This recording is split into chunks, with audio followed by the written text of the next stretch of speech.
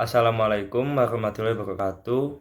Kepada yang kami hormati, Ibu Dr. Tanti Naryati, SMAKS, selaku dosen pengampu mata kuliah akuntansi keuangan menengah 2. Di sini kami dari kelompok A izin mempresentasikan materi mengenai investment untuk week kelima. Nah, sebelum memulai presentasi pada kali ini, izinkan kelompok kami untuk memperkenalkan diri terlebih dahulu. Perkenalkan, nama saya Randy Arif Dwilaksono dengan NPM belakang 296. Perkenalkan, nama saya Dini Santika dengan NPM akhir 037. Perkenalkan, nama saya Saskia Maulina Chandra dengan nomor MPM akhir 034. Perkenalkan, nama saya Gabriela Vania Krisia Finingtyas dengan 3 digit NPM terakhir 237. Perkenalkan, nama saya Nadia Zafira dengan nomor MPM akhir 210. Perkenalkan, nama saya Kalantria Madabisono, NPM akhir 159. Perkenalkan, nama saya Diajeng Putri Wulandari dengan nomor NPM 134. Perkenalkan, nama saya Tari Dwi Ramadhani dengan MPM akhir 040. Baik, di sini selanjutnya saya akan menjelaskan materi mengenai equity investment. Apa sih equity investment itu? Nah, jadi equity investment itu merupakan kepemilikan saham seperti saham biasa, saham preferred, atau saham modal lainnya. Nah, investasi ini tuh juga mencakup hak untuk memperoleh atau melepaskan kepemilikan saham dengan harga yang disepakati atau dapat ditentukan, seperti dalam warrant, dan hak biaya investasi ekuitas diukur berdasarkan harga beli sekuritasnya. Dan selanjutnya ada perlakuan akuntansi berdasarkan tingkat kepemilikan. Ada 3 poin yang telah saya rangkum di sini. Yang pertama itu pengaruh signifikan 20% sampai 50% kepemilikan saham. Nah, jadi untuk pengaruh 20% sampai 50% kepemilikan saham ini itu biasanya dianggap memiliki pengaruh signifikan terhadap kebijakan keuangan dan operasional entitas lain. Nah, perlakuan akuntansi yang digunakan dalam metode ekuitas, di mana investasi pada awalnya diakui sebesar biaya perolehan, kemudian disesuaikan dengan bagian laba atau rugi investor setelah tanggal investasi. Lalu yang kedua, ada pengendalian penuh lebih dari 50% kepemilikan saham. Jadi perlakuan akuntansi dilakukan dengan metode konsolidasi penuh, di mana laporan keuangan perusahaan anak digabung dan disajikan bersama dengan laporan keuangan perusahaan induk. Lalu yang ketiga, tidak ada pengaruh signifikan kurang dari 20% kepemilikan saham. Jadi pada poin tidak ada pengaruh signifikan kurang dari 20% kepemilikan saham ini, investasi itu dicatat dengan metode biaya atau nilai wajar melalui laba atau rugi tergantung pada klasifikasi investasi.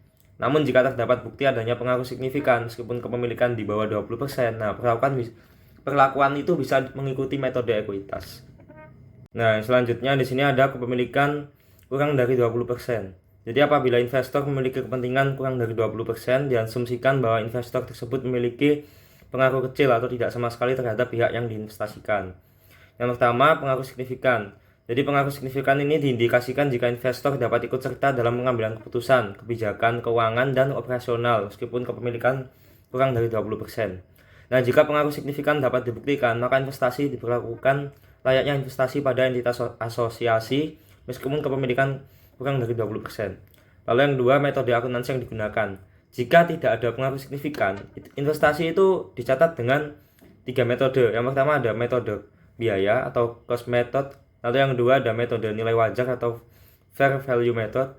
Lalu yang ketiga ada metode ekuitas.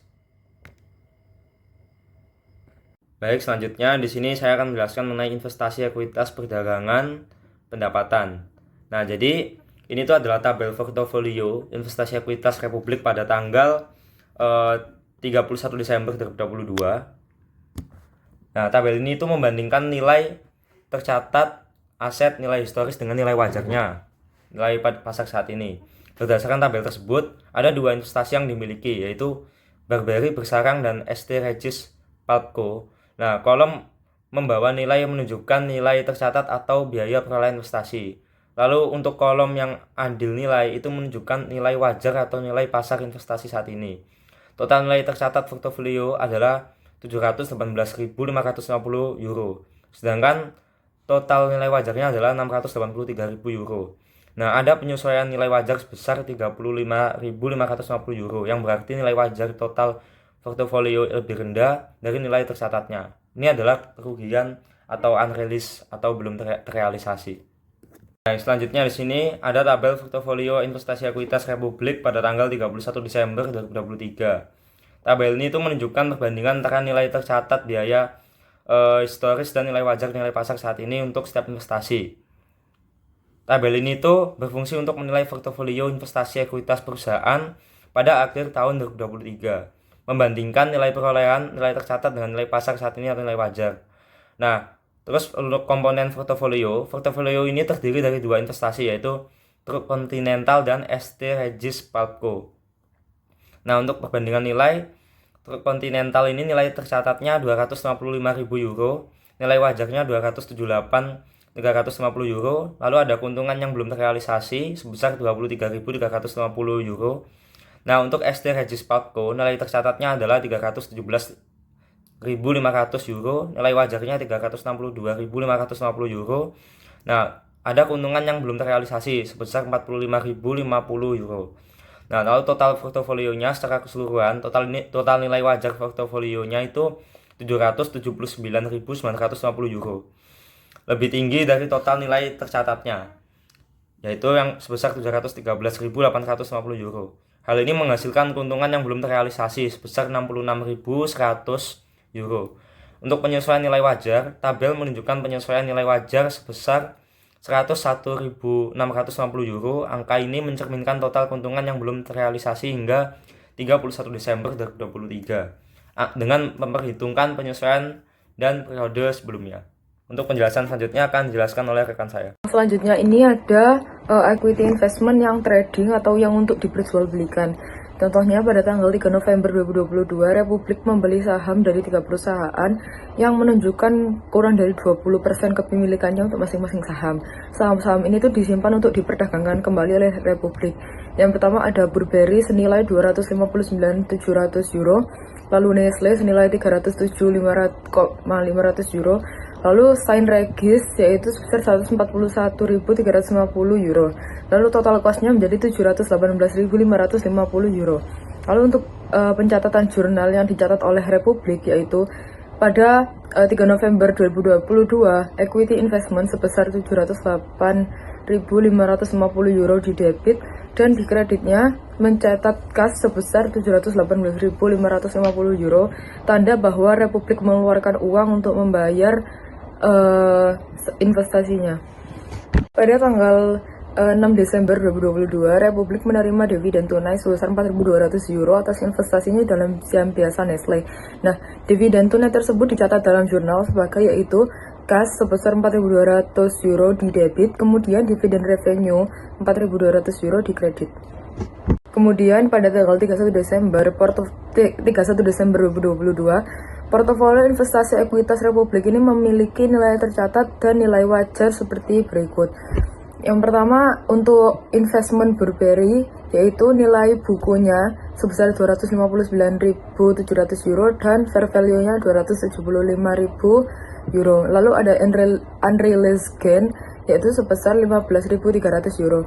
Lalu untuk Nestle, nilai bukunya sebesar 317.500 euro dan fair value-nya 304.000 euro yang mengalami unrealized loss sebesar 13.500 euro. Lalu untuk Saint Regis yaitu nilai bukunya 141.350 euro dan fair value-nya 104.000 euro, memiliki unrealized loss sebesar 37.550 euro. Lalu untuk total portofolionya ini untuk unrealized loss-nya sebesar 35.550 euro. Lalu kita ada fair value adjustment atau penyesuaian untuk fair value yaitu sebesar 35.550 euro, nanti akan dicatat di bagian kredit. Lalu pada 31 Desember 2022, Republik itu membuat jurnal penyesuaian untuk mencatat penurunan nilai wajar dan mengakui kerugiannya, yaitu yang unrealized holding loss itu income sebesar 35.550 euro di debit, lalu dikreditkan dengan fair value adjustment-nya tadi sebesar 35.550 euro. Lalu, pada 23 Januari 2023, Republik menjual seluruh saham Burberry dan menerima 287.220 euro. Nah, penjualan bersihnya dari saham Burberry ini 287.220 euro. Lalu untuk cost-nya dia membeli seharga 259.700 euro. Maka Republik ini memiliki keuntungan sebesar 27.520 euro atas penjualan dari saham Burberry-nya. Lalu Republik ini membuat jurnal sebagai berikut. Pada tanggal 23 Januari 2023, Republik mencatat cash sebesar 287.220 euro di debit, lalu dikreditkan dengan equity investment sebesar 259.700 euro. Ini nilai bukunya dari Burberry yang dia beli, lalu dikreditkan juga ditambah dengan gain and sell atau keuntungan sebesar 27.520 euro. Lalu yang selanjutnya pada 10 Februari 2023, Republik membeli saham biasa Continental Tracking senilai 255.000 euro, yaitu 20.000 saham dikalikan 12,75 euro per sahamnya, ditambah dengan komisi perantaranya sebesar 1.850 euro. Nah, portofolio investasi ekuitas Republik pada 31 Desember 2023 yaitu ada Continental Tracking yang baru yaitu sebesar 255.000 euro nilai bukunya dan fair value-nya sebesar 278.350 euro, maka ada unrealized gain sebesar 23.350 euro. Lalu untuk Nestle yaitu carrying value-nya atau nilai bukunya sebesar 317.500 euro, lalu dengan fair value-nya 362.550 euro, maka ada unrealized gain sebesar 45.050 euro. Lalu untuk Saint Regis, carrying value-nya sebesar 141.350 euro dan fair value-nya sebesar 139.050 euro, maka ada unrealized loss sebesar 2.300 euro. Lalu portofolio di total menjadi unrealized gain-nya sebesar 66.100, lalu ada previous fair value adjustment tadi dikurangi dengan ditambah dengan 35.550 euro, menjadi ada fair value adjustment-nya sebesar 101.650 euro. Lalu untuk jurnal penyesuaian yang dicatat Republik pada 31 Desember 2023, yaitu fair value adjustment-nya tadi sebesar 100.650 euro di debit, kemudian dikreditkan dengan unrealized holding gain or loss income sebesar 101.650 euro. Selanjutnya, saya akan menjelaskan mengenai equity investment non trading. Untuk investasi ekuitas non perdagangan, perusahaan melaporkan keuntungan atau kerugian kepemilikan yang belum direalisasi sebagai pendapatan komprehensif lainnya. Sebagai contoh, asumsikan pada tanggal 10 Desember 2022 Republik membeli 1000 lembar saham biasa Hawthorne Company dengan harga 20,75 euro per lembar saham. Jadi totalnya 20.750 euro. Nah, pembelian ini dicatat dalam jurnal sebagai equity investment pada kas senilai 20.750 euro. Pada tanggal 27 Desember 2022, Republik menerima dividen tunai sebesar 450 euro atas investasinya pada saham biasa Hawthorne Company. Nah, penerimaan dividen ini dicatat dalam jurnal kas pada dividen revenue senilai 450 euro. Lalu pada tanggal 31 Desember tahun 2022, investasi Republik memiliki nilai tercatat dan nilai wajar. Jadi carrying value-nya itu 20.750 euro, fair value-nya 24.000, unrealized gain loss-nya 3.250 euro. Republik mencatat keuntungan belum direalisasi sebesar 3.250 euro dari investasi ekuitas non perdagangan karena kenaikan nilai wajar. Keuntungan ini dilaporkan sebagai bagian dari other comprehensive income (OCI) dan dicatat di ekuitas melalui akun unrealized holding gain or loss pada bagian equity. Jadi jurnalnya itu equity investment pada unrealized holding gain or loss equity sebesar 3.250 euro. Kemudian, Republik melaporkan investasi ekuitasnya dalam laporan keuangan pada tanggal 31 Desember 2022 seperti yang terlihat dari tabel tersebut, yaitu equity investment-nya itu 24.000, accumulate other comprehensive gain-nya 3.250, dividen revenue-nya 450, dan unreleased holding gain-nya 3.250.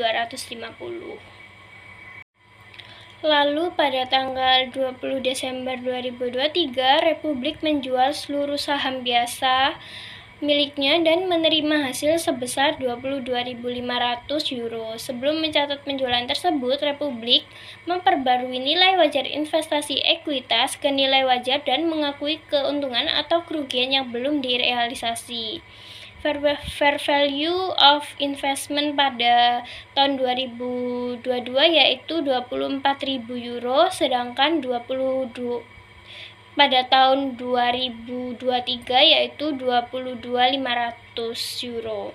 Jadi unreleased holding loss equity-nya 1.500 euro.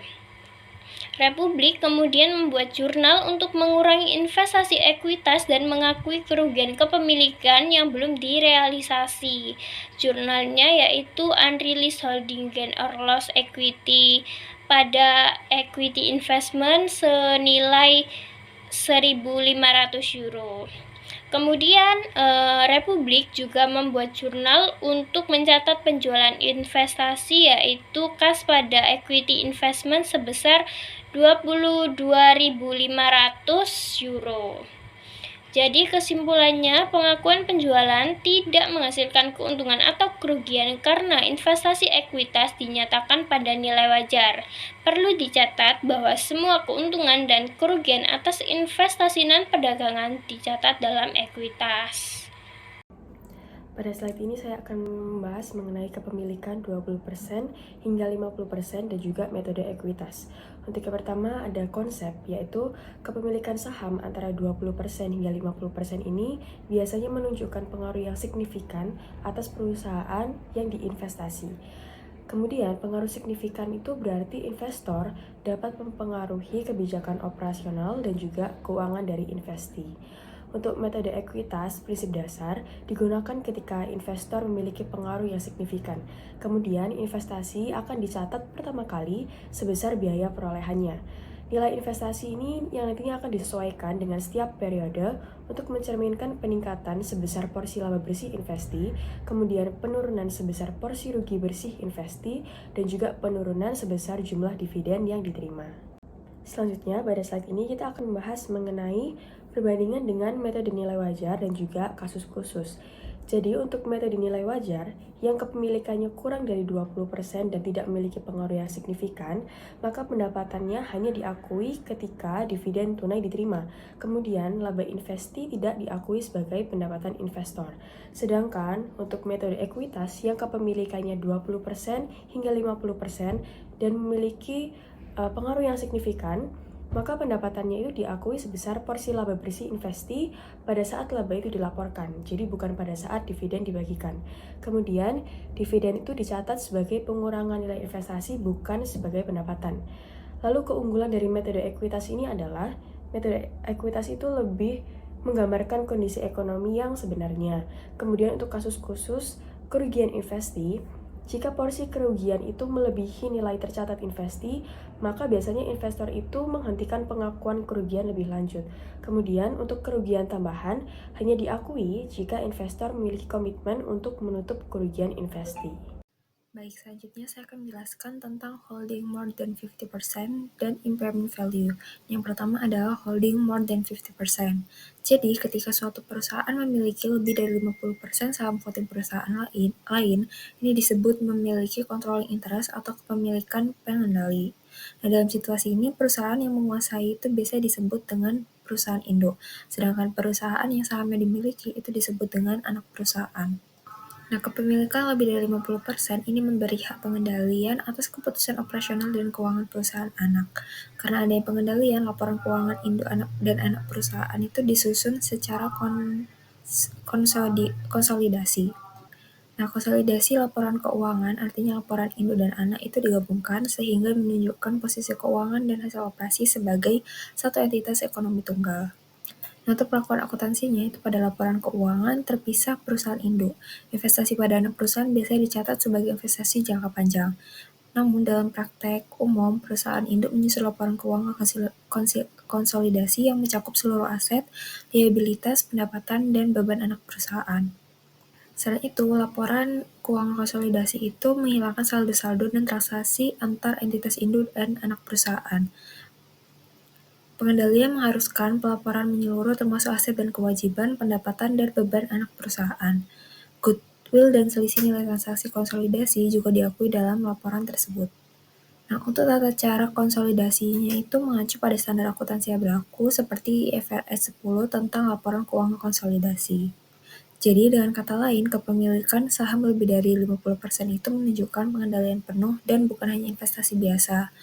Akibatnya, laporan keuangan perusahaan induk mencerminkan hasil dan posisi seluruh kelompok perusahaan, bukan hanya bagian investasinya saja. Nah, secara akuntansi, hal ini memerlukan penyusunan laporan keuangan konsolidasi, bukan pencatatan investasi menggunakan metode ekuitas. Nah, selanjutnya adalah masalah pelaporan lainnya. Nah, isu-isu yang berkaitan dengan akuntansi investasi itu ada 3. Yang pertama, impairment of value atau penurunan nilai. Yang kedua, recycling adjustment. Dan yang terakhir adalah reclassification between categories. Nah, yang pertama, impairment of value atau penurunan nilai. Jadi, impairment of value itu menjelaskan tentang penurunan nilai aset investasi secara permanen dan tidak diharapkan, sehingga nilai tercatat aset tersebut di laporan keuangan itu harus dikurangi untuk mencerminkan nilai wajarnya yang lebih rendah. Jadi, penurunan nilai ini terjadi ketika nilai tercatat suatu investasi melebihi jumlah yang dapat diperoleh kembali dari investasi tersebut. Nah, sebuah perusahaan ini harus menilai setiap investasi yang dicatat dengan metode biaya atau metode ekuitas untuk menentukan apakah terdapat indikasi impairment pada setiap tanggal pelaporannya. Nah, jika terdapat indikasi impairment ini, maka perusahaan itu harus menghitung kerugian impairment dan mencatatnya sebagai beban pada laporan laba rugi, serta mengurangi nilai tercatat investasi. Contoh kerugian impairment pada investasi hutang diukur dengan menggunakan metode nilai kini arus kas masa depan yang diharapkan, dibandingkan dengan nilai tercatat investasi. Nah, jika nilai wajar investasi hutang yang dikategorikan untuk dijual atau hold for collection and selling telah menurun, kerugian penurunan nilai dicatat sebagai pengurang ekuitas dan dapat dibalik jika kondisi membaik di masa depan. Jadi, proses impairment ini bertujuan memberikan informasi yang lebih realistis tentang nilai aset dan menghindari laporan keuangan yang menyesatkan akibat pencatatan aset berlebih. Jadi, dapat disimpulkan impairment of value itu adalah proses pengakuan kerugian akibat penurunan nilai aset investasi yang bersifat permanen dan signifikan, dengan tujuan memastikan laporan keuangan itu mencerminkan nilai aset yang realistis dan relevan. Selanjutnya ialah debt investment amortized cost atau biaya diamortisasi. Di sini terdapat contoh kasus pada tanggal 31 Desember 2021, MyHeu Ltd memiliki investasi utang pada Bau Group sebesar 200.000 dengan bunga tahunan 10%. Namun, Bau mengalami kesulitan keuangan sehingga diperkirakan tidak mampu membayar penuh sesuai kontraknya. Kondisi ini menunjukkan adanya peningkatan risiko kredit yang signifikan, sehingga MyHeu harus mengukur kemungkinan penurunan nilai investasinya. Nah, dari perhitungan arus kas, jumlah yang diharapkan atau diterima itu sebesar 264.000, lebih kecil dibandingkan arus kas kontraktual sebesar 280.000. Selisih sebesar 16.000 mencerminkan potensi kerugian karena ketidakmampuan Bau memenuhi kewajibannya. Nilai kini dari arus kas yang diharapkan itu sebesar 187.320, lebih rendah dari nilai tercatat investasi 200.000. Oleh karena itu, MyHeu mencatat kerugian penurunan nilai itu sebesar 12.680. Nah, entry jurnal yang dibuat pada 31 Desember 2022 adalah mendebit kerugian atas penurunan nilai dan mengkredit penyisian investasi utang. Jika di kemudian hari kondisi ekonomi itu membaik dan risiko kredit menurun, kerugian penurunan nilai itu dapat dipulihkan. Namun, pemulihan tersebut tidak boleh melebihi jumlah biaya yang diamortisasi investasi, seandainya tidak ada penurunan nilai yang pernah diakui. Nah, dengan demikian, penurunan nilai investasi utang dicatat ketika nilai tercatat lebih tinggi dari nilai kini arus kas yang diharapkan. Jika ada pemulihan, entry itu dilakukan dengan membalik sebagian cadangan kerugian. Perlakuan ini membuat laporan keuangan lebih akurat dalam menggambarkan risiko kredit dan nilai wajar dari investasi yang dimiliki oleh perusahaan. Slide selanjutnya ialah Debt Investment Measured at Fair Value atau HFCS, atau bisa disebut investasi utang yang diukur pada nilai wajar melalui penghasilan komprehensif lain. Nah, perusahaan yang memiliki investasi utang HFCS harus melaporkan investasinya pada nilai wajar. Setiap perubahan nilai wajar itu dicatat dalam pendapatan komprehensif lain. Sebagai ilustrasi, ini ada Alexander AG membeli investasi utang 1 juta pada 1 Juli 2022 dengan bunga 7% dan jatuh tempo 1 Juli 2027 pada 31 Desember 2022 nilai wajarnya itu turun menjadi 960.000 karena kenaikan suku bunga pasar. Nah, entry akuntansi mencatat bunga sebesar 35.000 serta penurunan nilai wajar sebesar 40.000. Laporan posisi keuangan menunjukkan investasi utang sebesar 960.000 dengan ekuitas berupa rugi komprehensif lain sebesar 40.000. Nah, selanjutnya penurunan nilai sebesar 40.000 dipisahkan antara kerugian akibat risiko pasar 10.000 dan risiko kredit 30.000. Bagian risiko pasar dicatat di pendapatan komprehensif lain, sedangkan risiko kredit dicatat dalam laporan laba rugi. Dengan demikian, laporan posisi keuangan itu memperlihatkan investasi utang sebesar 960.000, ekuitas rugi komprehensif lain 10.000, serta laporan laba rugi yang menunjukkan kerugian penurunan nilai sebesar 30.000. Nah, pada 1 Januari 2023 dilakukan lagi penyesuaian kembali agar penurunan nilai 40.000 diakui penuh. Jika kemudian ditentukan bahwa risiko kredit berkurang sebesar 15.000, maka dilakukan pencatatan pemulihan kerugian penurunan nilai sebesar jumlah tersebut. Di sini saya akan menjelaskan tentang reselling adjustment periode tunggal. Sebelum itu kita perlu memahami dulu, reselling adjustment adalah mekanisme untuk menunjukkan bagaimana unrealized gain atau loss dari investasi dicatat terlebih dahulu di Other Comprehensive Income atau OCI. Lalu ketika investasi dijual atau direalisasi, jumlah tersebut dipindahkan atau di-recycle ke income statement. Sebagai contoh, pada 1 Januari 2022, Heinz PLC memiliki kas dan modal saham biasa sebesar 50.000 pound sterling tanpa aset, liabilitas, atau ekuitas lain. Pada 2 Januari, perusahaan membeli sekuritas utang HFCS senilai 50.000 pound sterling secara tunai. Lalu pada 30 Juni, menjual sebagian investasi. Lalu muncul realized gain sebesar 2.000 pound sterling yang masuk ke income statement sebagai bagian dari laba bersih. Selanjutnya, sepanjang tahun 2022, Heinz tidak melakukan transaksi sekuritas lain. Perusahaan menerima pendapatan bunga sebesar 3.000 pound sterling dan pada 31 Desember 2022 portofolio investasi yang tersisa menunjukkan kenaikan nilai wajar sebesar 4.000 pound sterling. Kenaikan tersebut menimbulkan unrealized gain yang tidak diakui dalam laba bersih, melainkan dicatat di Other Comprehensive Income atau OCI. Selanjutnya, laporan laba rugi perusahaan untuk tahun 2022 dengan keterangan interest revenue-nya sebesar 3.000 pound sterling dengan gain realized on investment in securities sebesar 2.000 pound sterling, maka hasilnya net income sebesar 5.000 pound sterling. Kemudian, perusahaan melaporkan perubahan laba kepemilikan yang belum direalisasi dalam laporan laba rugi komprehensif, sehingga menghasilkan net income sebesar 5.000 pound sterling ditambah OCI sebesar 4.000 pound sterling dengan total comprehensive income sebesar 9.000 pound sterling. Selanjutnya, muncul laporan perubahan ekuitas disusul munculnya laporan posisi keuangan perbandingan yang ditunjukkan pada tabel di bawah ini.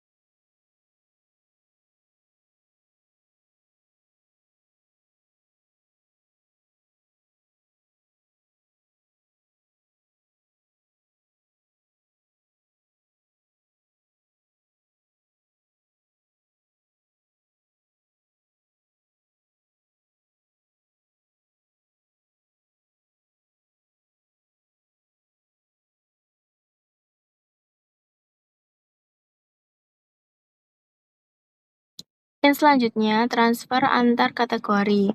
Pemindahan investasi dari satu kategori ke kategori lain hanya boleh terjadi ketika model bisnis untuk mengelola investasi berubah. Sering disebut sebagai reklasifikasi.